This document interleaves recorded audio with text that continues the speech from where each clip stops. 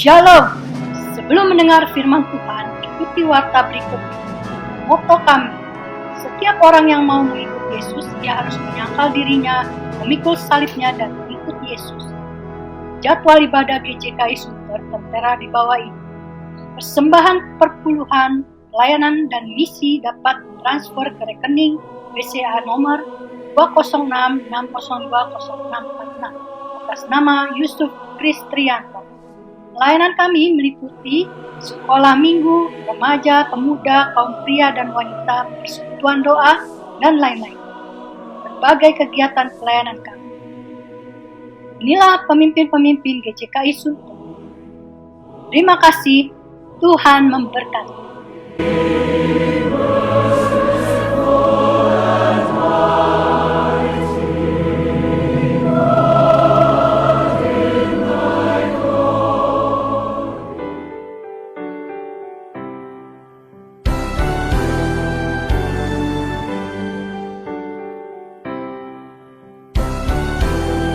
Shalom, saudara kekasih yang berharga di mata Tuhan. Senang berjumpa lagi dengan saudara dalam ibadah online GJKI Sunter.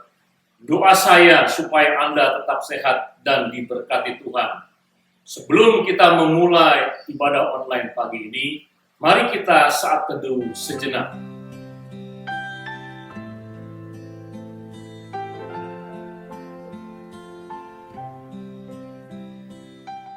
Pertolongan kami datang daripada Tuhan, Allah pencipta langit dan bumi, yang memelihara segala isi ciptaannya, dari dulu sekarang sampai selama-lamanya. Turunlah kiranya kasih karunia dari Allah Bapa, cinta kasih daripada Tuhan Yesus, di dalam persekutuan Roh Kudus, memberkati ibadah ini, dari awal, pertengahan, hingga pada akhirnya. Haleluya, amin. Mari saudara siapkan hati kita untuk memuji dan menyembah Tuhan dengan segenap hati. Selamat pagi, salam Bapak Ibu sekalian yang dikasihi Tuhan Yesus Kristus. Marilah di pagi hari ini, minggu yang ceria ini, kita mau datang kepada Tuhan, beribadah kepada Tuhan, memuji dan memuliakan nama Tuhan. Kita tahu semua bahwa situasi saat ini yang kurang kondusif, di mana ada wabah-wabah yang sangat mengerikan, yaitu wabah corona atau COVID-19. Tapi biarlah itu Tuhan yang atur semua. Kita sebagai umatnya, kita harus memuji dan memuliakan nama Tuhan, dan percaya kepada Tuhan, Tuhan sanggup melakukan segalanya. Mari Bapak Ibu sekalian, kita persiapkan hati kita, telinga kita, sebelum lebih lanjut lagi kita memuji dan memuliakan nama Tuhan, beribadah di pagi minggu ini. Kita membaca Mazmur kita yang terambil dari Mazmur 150 ayat 1 sampai 6. Mari kita buka bersama-sama Alkitab kita. Sudah Bapak Ibu sekalian? Mari kita baca bersama-sama. 3, 2, 1. Haleluya. Pujilah Allah dalam tempat kudusnya. Pujilah Dia dalam cakrawalannya yang kuat. Pujilah Dia karena segala keperkasaannya. Pujilah Dia sesuai dengan kebesarannya yang hebat. Pujilah Dia dengan tiupan sangkakala. Pujilah Dia dengan gambus dan kecapi. Pujilah Dia dengan rebana dan tari-tarian. Pujilah Dia dengan permainan kecapi dan seruling. Pujilah Dia dengan teracap yang berdenting. Pujilah Dia dengan ceratap yang berdentang. Biarlah segala yang bernapas memuji Tuhan. Haleluya. Mari Bapak Ibu sekalian, kita mau angkat satu pujian. Kalau kita mencari damai, hanya ada di dalam Tuhan Yesus Kristus. Kalau kita mencari kedamaian di dalam Tuhan Yesus Kristus, kita pasti mendapatkan. Mari kita angkat satu pujian. Kalau aku cari damai.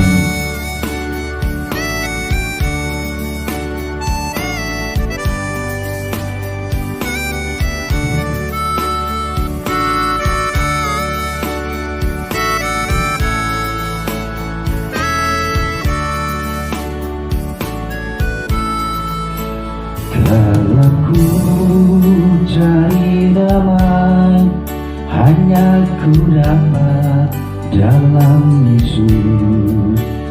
Kalau ku cari ketenangan, hanya ku temui di dalam Yesus.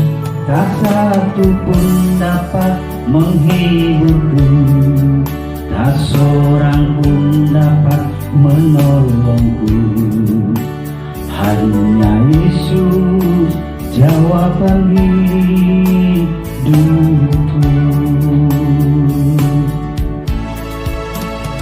Samada hatiku damai, walau dalam lembah kekelaman. Bersama Dia hatiku tenang, walau hidup penuh tantangan. Tak satu pun dapat menghiburku, tak seorang pun dapat menolongku. Hanya Yesus jawaban hidupku.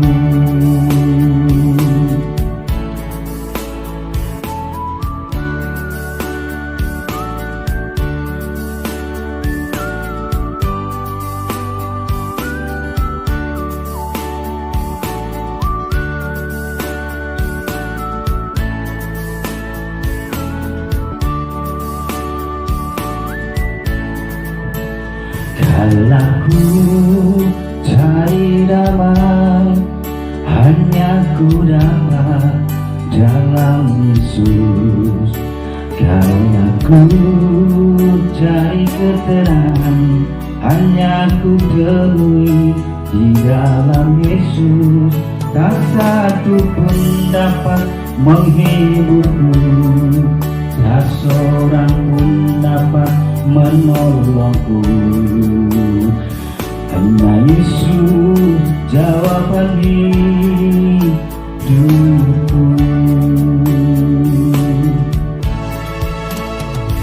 Bersama Dia hatiku damai, walau dalam lembah kekelaman. Bersama Dia hatiku tenang, walau hidup penuh tantangan. Tak satu pun dapat menghiburku, tak seorang pun dapat menolongku. Hanya Yesus jawaban hidupku. Bersama hatiku damai, walau dalam lembah kekelaman. Bersama Dia hatiku tenang, walau hidup penuh tantangan.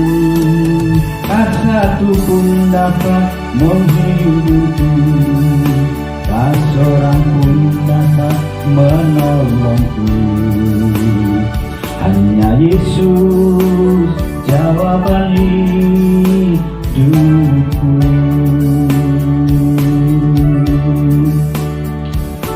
Hanya Yesus jawaban hidupku.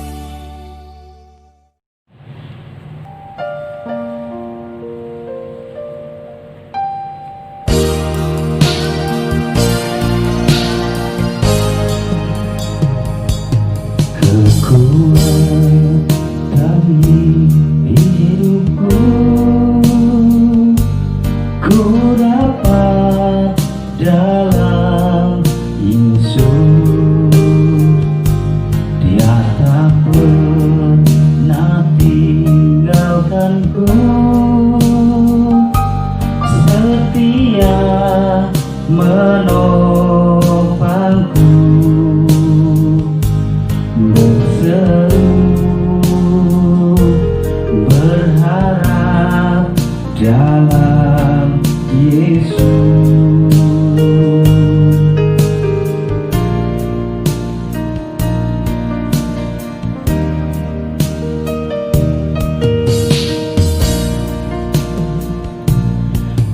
Kekuatan di hidupku ku dapat dalam Yesus. Dia tak pernah tinggalkanku, setia menopangku, berseru berharap dalam Yesus. Ajar Kau Tuhan penuh kuasa, sanggup pulihkan keadaanku. Dalam tangan-Mu seluruh hidupku tak akan goyah selamanya. Dan Kau Tuhan penuh kuasa, sanggup pulihkan keadaanku. Dalam tangan-Mu seluruh hidupku tak akan goyah selamanya, tak akan goyah selamanya, tak akan goyah selamanya.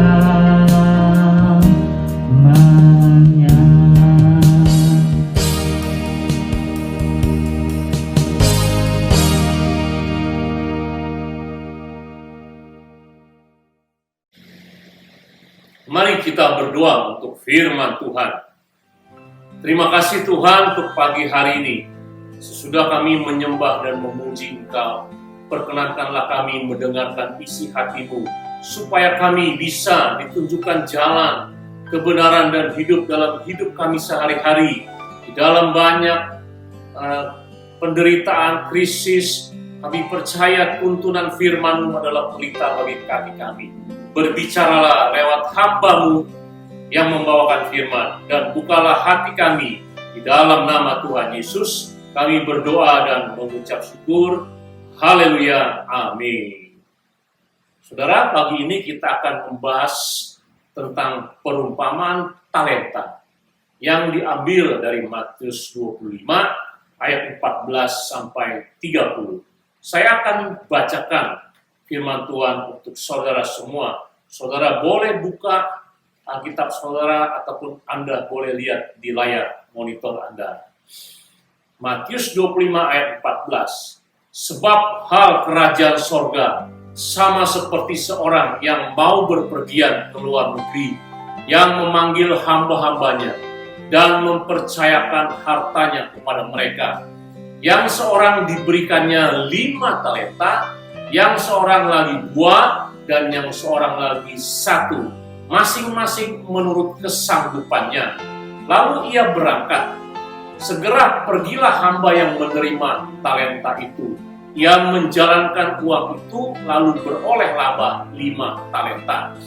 Hamba yang menerima 2 talenta itu pun berbuat demikian juga, dan berlaba 2 talenta. Tetapi hamba yang menerima 1 talenta itu pergi dan menggali lubang di dalam tanah, lalu menyembunyikan uang tuannya. Lama sesudah itu, pulanglah tuan hamba-hamba itu, lalu mengadakan perhitungan dengan mereka. Hamba yang menerima 5 talenta itu datang, dan ia membawa 5 laba 5 talenta. Katanya, Tuan, 5 talenta Tuan percayakan kepadaku. Lihat, aku telah beroleh laba 5 talenta. Maka kata tuannya itu kepadanya, baik sekali perbuatanmu itu, Hai hambaku yang baik dan setia, engkau telah setia dalam perkara kecil. Aku akan memberikan kepadamu tanggung jawab dalam perkara yang besar. Masuklah dan turutlah ke dalam kebahagiaan Tuhanmu. Lalu datanglah hamba yang menerima 2 talenta itu, katanya, Tuhan, 2 talenta Tuhan percayakan kepadaku. Lihat, aku telah berlaba 2 talenta. Maka kata tuannya itu kepadanya, baik sekali perbuatanmu itu, hai hambaku yang baik dan setia. Engkau telah setia memikul tanggung jawab dalam perkara yang kecil. Aku akan memberikan kepadamu tanggung jawab dalam perkara yang besar. Masuklah dan turutlah dalam kebahagiaan Tuhanmu. Kini datanglah juga hamba yang menerima 1 talenta itu dan berkata, Tuhan, aku tahu bahwa Tuhan adalah manusia yang kejam, yang menuai di tempat di mana Tuhan tidak menabur, dan yang tidak memungut dari tempat di mana Tuhan tidak menanam. Karena itu aku takut dan pergi menyembunyikan talenta Tuhan itu dalam tanah. Ini, terimalah kepunyaan Tuhan. Maka jawab tuannya itu, hai kamu hamba yang jahat dan malas. Jadi kamu sudah tahu bahwa aku menuai di tempat di mana aku tidak menabur, dan memungut dari tempat di mana aku tidak menanam. Karena itu, sudahlah seharusnya uangku itu kuberikan kepada orang yang menjalankan uang, supaya sekembali itu aku menerimanya serta dengan bunganya. Sebab itu, ambillah talenta itu daripadanya, dan berikanlah kepada orang yang mempunyai 10 talenta itu. Karena setiap orang yang mempunyai, padanya akan diberi, sehingga ia berkelimpahan. Tetapi siapa yang tidak mempunyai, apapun yang ada padanya akan diambil daripadanya. Dan campakkanlah hamba yang tak berguna itu ke dalam kegelapan yang paling gelap. Di sanalah akan terdapat ratap dan pertak gigi. Saudara, demikianlah firman Tuhan. Berbahagialah orang yang mendengar dan melakukan firman ini. Saudara, kalau kita membaca Matius 25 secara keseluruhan, ada 2 perumpamaan, yaitu perumpamaan gadis-gadis bijaksana dan gadis-gadis bodoh. Dan yang kedua, perumpamaan talenta yang tadi kita baca. Seterusnya ada 1 perikop bicara penghakiman terakhir, bicara domba dan kambing yang dipisahkan. Perumpamaan talenta ini adalah menganalogikan hal kerajaan sorga di dalam konteks akhir zaman yang cocok dengan zaman sekarang ini. Kerajaan sorga dalam perumpamaan talenta diperbandingkan seseorang yang akan pergi dan melakukan perjalanan. Ia memanggil hamba-hambanya, dalam bahasa Yunani doulos atau budak-budaknya, dan mempercayakan kepada mereka hartanya. Harta tersebut diberikan dalam satuan talenta, masing-masing 5, 2, dan 1 talenta. Harta tersebut tidak diberikan, tapi hanya dipercayakan untuk dikerjakan dan dipertanggungjawabkan. Mengapa ada perbedaan jumlah yang diberikan? Karena Tuhan tersebut mengenal masing-masing hambanya, dan ia mempercayakan talentanya sesuai dengan kemampuan hamba-hamba tersebut, dengan sebuah tujuan agar hamba-hambanya mengelola harta yang dipercayakan tersebut. Jika tujuannya adalah mengelola, maka yang dipercayakan juga harus sesuai dengan kemampuan hamba-hamba itu untuk mengelola. Jumlah talenta yang diberikan adalah manifestasi dari kapasitas hamba-hamba Tuhan itu untuk mengelola hartanya. Talenta bukanlah suatu satuan mata uang, melainkan satuan berat atau timbangan. Talenta adalah ukuran timbangan yang setara dengan 34 kilo.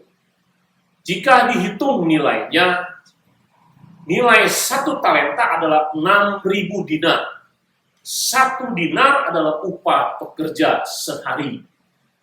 Jika upah kerja sehari sekarang 25.000, maka nilai 1 talenta sama dengan 6.000 kali 25.000, sama dengan 150 juta rupiah. 2 talenta setara dengan 300 juta rupiah. 5 talenta setara dengan 750 juta rupiah. Itu jika upah sehari 25.000. Sekarang upah tukang aja 200.000, saudara sehari. Suatu jumlah angka yang fantastik untuk memulai sesuatu usaha. Mari kita melihat sosok hamba pertama dan kedua. Setelah mereka mendapat kepercayaan 5 talenta, hamba pertama langsung pergi. Alkitab NASB, New American Standard Bible, menerjemahkan segera itu adalah immediately, dengan segera, yang menandakan bahwa hamba pertama itu mengerti apa yang diinginkan tuannya, dan dia tahu apa yang harus dikerjakan. Kemudian ia pergi segera untuk menjalankan uang tersebut. Kata menjalankan dalam bahasa Yunani, ergasomai, yang berarti bekerja dan mengerjakan. Artinya bekerja dengan sungguh-sungguh. Tidak diceritakan beberapa lama proses bekerja sang hamba yang pertama. Tetapi pada akhir sang tuan datang, ia dapat memultiplikasikan 5 talenta menjadi 10 talenta. Hamba kedua juga melakukan hal yang sama dengan hamba pertama dan menghasilkan 2 talenta. Jika saudara mempresentasikan laba mereka sama-sama menghasilkan laba 100%.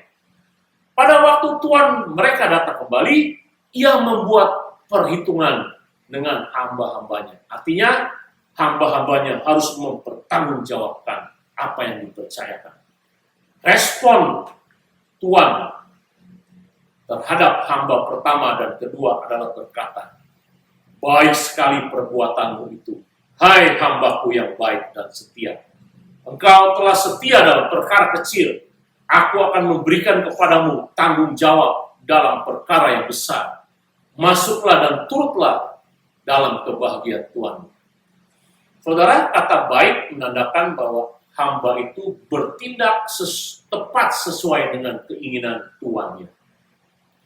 Kata setia bicara tentang kekonsistenan dalam periode waktu tertentu melakukan pekerjaan yang dikehendaki tuannya. Tuannya tahu betul kesanggupan hamba-hambanya. Jika mereka menggunakan potensi yang dipercayakan sesuai keinginan tuannya dan konsisten, pasti hamba tersebut akan berhasil menghasilkan laba. Maka tuannya berkata bahwa hamba yang berhasil itu telah lulus ujian kesetiaan dalam perkara kecil dan akan diberikan kembali tanggung jawab dalam perkara besar. Kemudian hamba tersebut diajak masuk menikmati kebahagiaan tuannya. Demikian juga dengan hamba yang kedua. Tetapi bagaimana dengan hamba yang ketiga? Hamba yang ketiga ini tidak pergi menjalankan 1 talenta yang dipercayakan kepadanya. Sebaliknya ia pergi menggali lubang dan menyimpan talenta itu. Sehingga talenta itu tidak berlaba, jumlahnya tetap sama. Pada waktu tuannya datang, ia hanya mengembalikan talenta itu tanpa ada multiplikasi atau laba. Mengapa hamba ketiga gagal dalam kepercayaan yang diberikan kepadanya? Jawabannya tersirat dalam jawaban hamba ketiga itu dan respon tuannya. Saudara, berbeda dengan 2 hamba yang lain. Hamba ketiga ini tidak memulai dialog dan menjelaskan keberadaan harta yang telah dipercayakan tuannya itu kepadanya. Ia justru memulai dengan memberikan sebuah pembenaran diri atas apa yang sudah ia lakukan terhadap talenta yang dipercayakan kepadanya. Ia mengatakan bahwa tuannya itu adalah seorang yang kejam. Dalam bahasa Yunani, skleros. Kata ini hanya dipakai dalam kitab yang ditulis oleh Matius. Kejam yang dimaksud oleh hamba ketiga ini dijelaskan dalam 2 hal. Yang pertama, menuai di tempat di mana Tuhan tidak menabur dan memungut dari tempat di mana Tuhan tidak menanam. Kata menuai, memungut adalah sinonim. Hal ini menunjukkan bahwa hamba ketiga ini salah mengerti mengenai tuannya. ia tidak mengenal siapa tuannya dan apa maksud tuannya mempercayakan harta 1 talenta kepadanya. Itulah sebabnya ia memutuskan untuk menanam saja uang tersebut dan kemudian mengembalikan utuh kepada tuannya, tidak kurang dan tidak lebih. Perumpamaan ini tidak mengatakan bahwa hamba ketiga ini iri kepada 2 hamba yang lain karena mereka diberi banyak.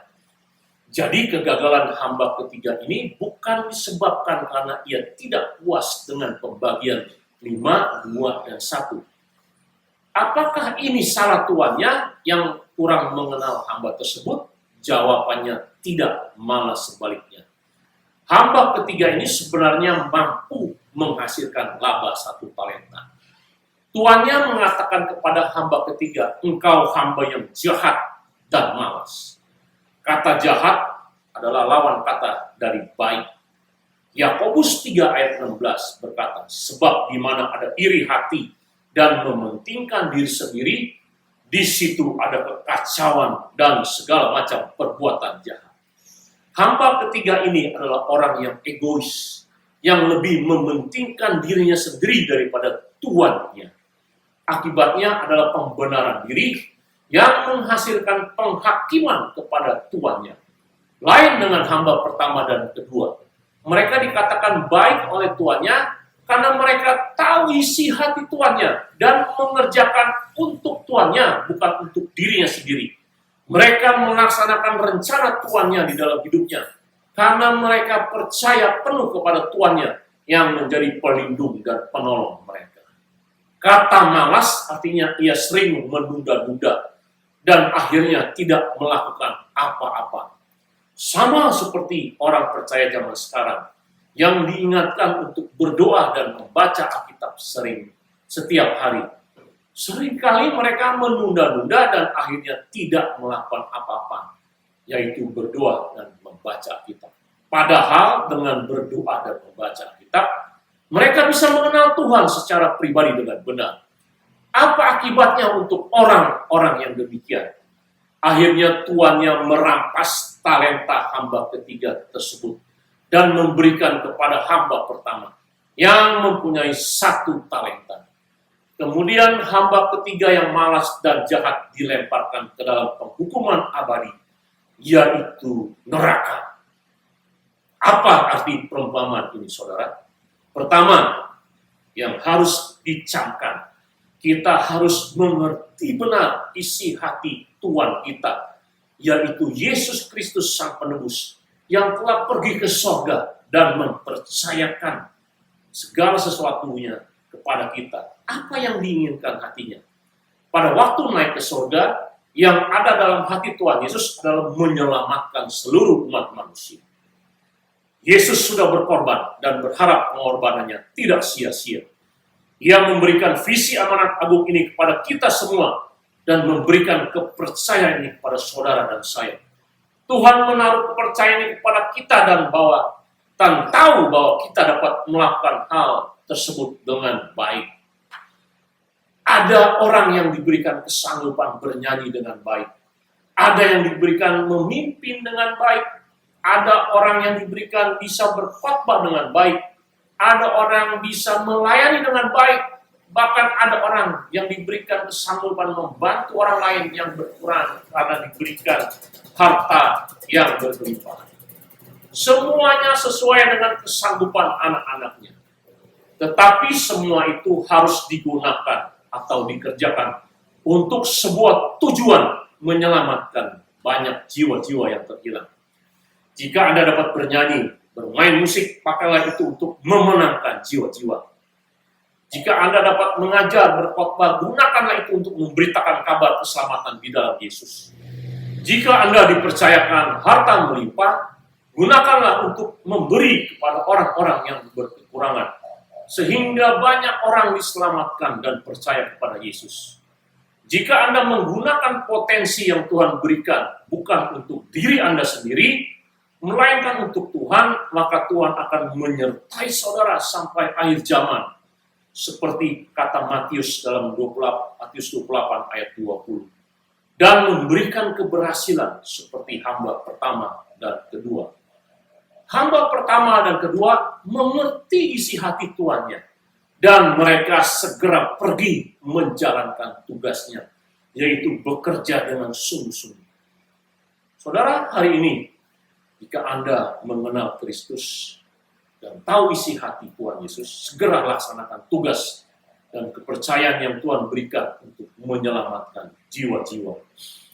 Akibatnya Anda akan diberi kepercayaan akan tanggung jawab atau perkara yang besar, serta masuk ke dalam kebahagiaan Kristus, yaitu surga. Dan surga itu akan diberikan.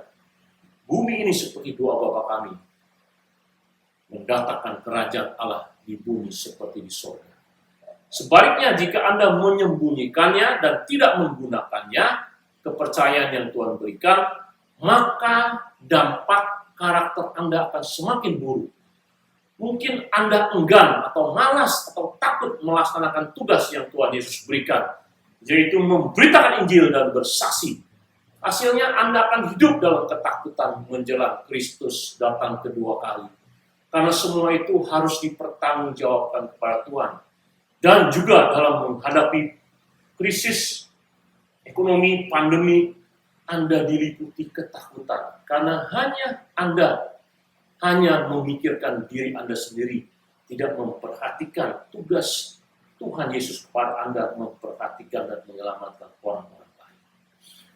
Karakter Anda cenderung menghakimi dan membenarkan diri sendiri terhadap Tuhan dan sesama, yang akhirnya menyakiti hati orang-orang di sekeliling Anda. Yang parahnya, Anda akan mendapat penghukuman kekal, yaitu di mana ada retak gigi dan kegelapan. Orang tersebut seperti 5 garis bodoh dan golongan kambing dalam penghakiman akhir dalam Matius 25. Jadi saudara, izinkan saya mengingatkan saudara, bangunlah hai kamu yang tidur, bangkitlah dari antara orang mati, dan Kristus akan percaya akan kamu. Ini Efesus 5 ayat 14. Jadi kesimpulan dari perumpamaan talenta adalah, kita semua harus berbuat sesuai kehendak Tuhan Yesus dan bertanggung jawab atas semua yang Tuhan percayakan. Untuk itu kita harus setiap hari bergaul intim dan membaca, merenungkan serta melakukan firman-Nya untuk mengenal Tuhan Yesus secara benar dan melakukan apa yang diinginkan hatinya. Hari ini sudah berapa jiwa yang sudah Anda bawa untuk Tuhan Yesus? Jika belum, masih ada kesempatan yang Tuhan berikan. Minta kepada Tuhan yang mempunyai tuayan untuk mengirimkan jiwa-jiwa untuk Anda layani dan beritakan Injil. Jangan berlambat-lambat.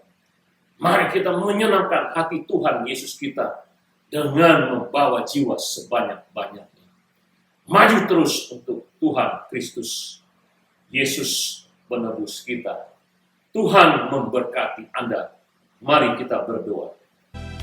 Terima kasih Tuhan, kalau hari ini kami diingatkan semua untuk hidup yang Tuhan percayakan, kemampuan dan potensi yang Tuhan berikan, baik keuangan, baik keahlian, baik melayani, baik yang lain-lain.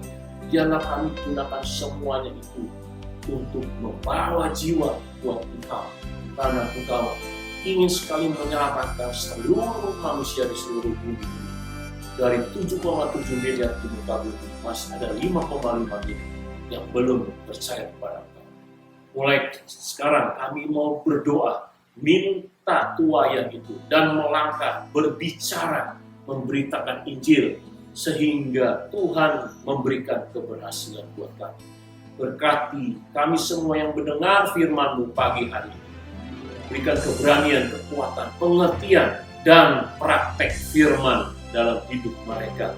Walaupun pandemi COVID masih berlangsung, krisis ekonomi sedang berjalan pada hari-hari ini, tapi kami percaya Tuhan selalu meluputkan semuanya itu, karena kami mengerjakan pekerjaan yang Tuhan percayakan. Terima kasih, berkati kami semua di dalam nama Tuhan Yesus. Kami berdoa dan mengucap syukur. Haleluya. Amin. Saudara, mari saya undang saudara bangkit berdiri. Kita mau mengucapkan pengakuan iman rasuli. Saudara, pengakuan iman rasuli adalah dasar iman kita. yang dapat kita membedakan mana ajaran yang tidak benar dan ajaran yang benar. Ajaran yang benar adalah di dalam pengakuan iman rasuli. Makanya kita harus sungguh-sungguh membaca ini, mengerti dan mempraktekannya. Mari saudara, sebagaimana gereja di segala abad dan tempat mengucapkan pengakuan iman rasuli yang berbunyi, aku percaya kepada Allah, Bapa yang Maha Kuasa, Khalik langit dan bumi, dan kepada Yesus Kristus anaknya yang tunggal Tuhan kita, yang dikandung daripada Roh Kudus, lahir dari anak darah Maria, yang menderita sengsara di bawah pemerintahan Pontius Pilatus, disalibkan, mati dan dikuburkan, turun ke dalam kerajaan maut, pada hari yang ketiga bangkit pula dari antara orang mati, naik ke sorga, duduk sebelah kanan Allah, Bapa yang Maha Kuasa. Dan dari sana ia akan datang untuk menghakimi orang yang hidup dan yang mati. Aku percaya kepada Roh Kudus, gereja yang kudus dan am, persekutuan orang kudus, pengampunan dosa, kebangkitan orang mati dan hidup yang kekal. Amin.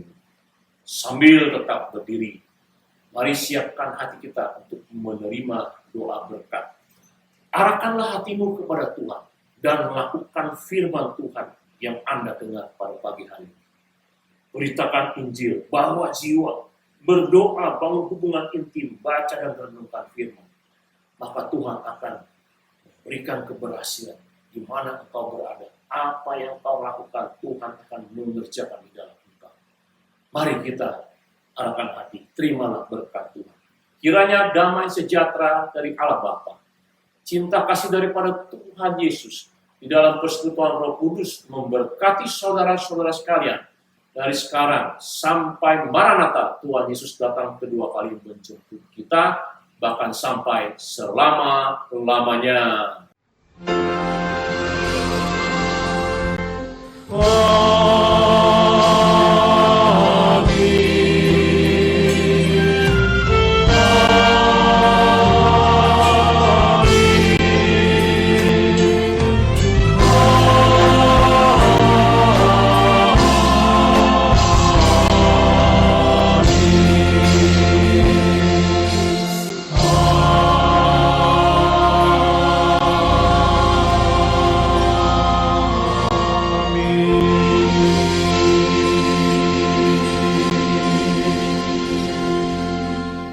Sebelum mengakhiri ibadah, perkenankanlah saya mewakili segenap hamba Tuhan dan diaken GJKI Suter mengucapkan selamat ulang tahun kepada Ibu Gea tanggal 21 September dan kepada Bapak Bakti Santosa dan Lavenia anak Pak Haryono tanggal 23 September. Mari saudara kita doakan untuk mereka yang berulang tahun di tanggal tersebut. Mari kita berdoa. Terima kasih Tuhan, kami bersyukur untuk Ibu Gia yang Tuhan berikan pertambahan kepercayaan hidup 1 tahun lagi Tuhan.